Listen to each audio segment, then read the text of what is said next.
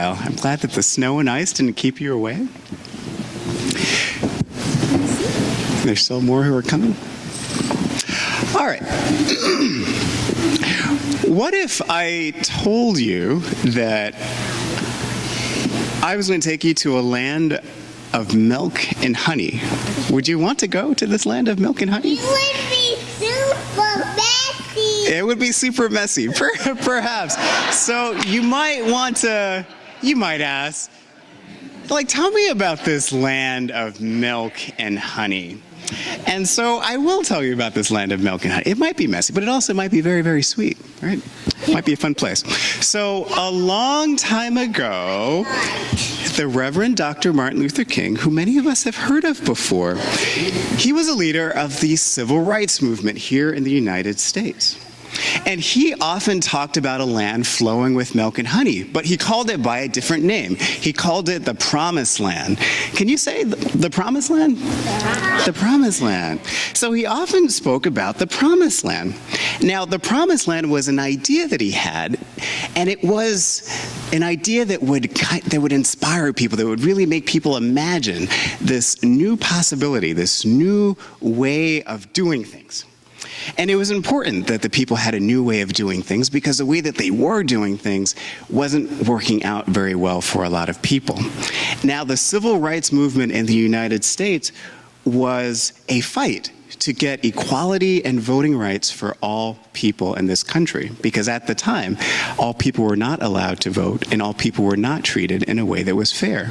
And this was especially true if they had brown or black skin, like my skin tone.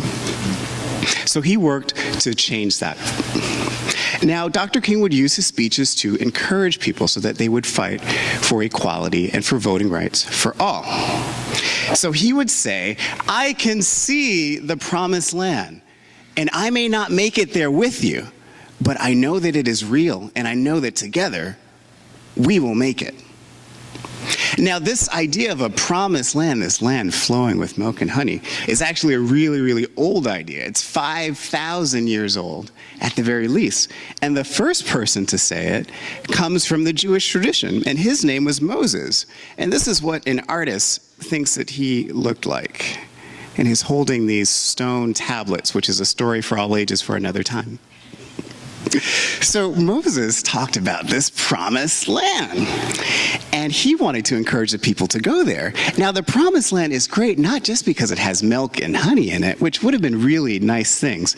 And let me backtrack a little bit and say that the promised land, a land of milk and honey, would be like, if you could imagine a place that had everything that you enjoyed in it, what might you call that land?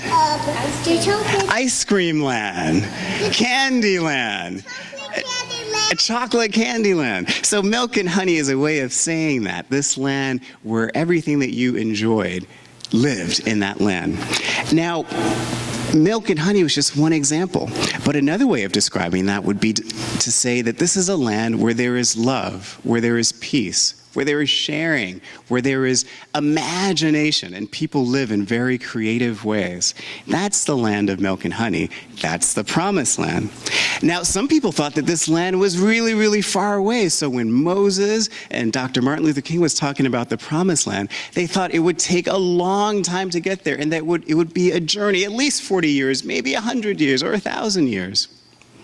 But what they were really trying to say was that this promised land isn't so far away. It lives here and now. Where we are can be a promised land if we learn how to love each other, how to listen to each other, and most importantly, if we treat people the way that we wish to be treated. If we treat people the way that we wish to be treated, the promised land comes into existence. And that's what they were trying to say. And that's what I'm saying to you today. If you can treat others the way that you wish to be treated, you create a promised land. It's something that we can do right now. And that's what I want you to remember as we go off to our Sunday school classes. And I want our whole congregation to remember that. I invite you to sing our children off to their Sunday school classes with the words printed in your order of service.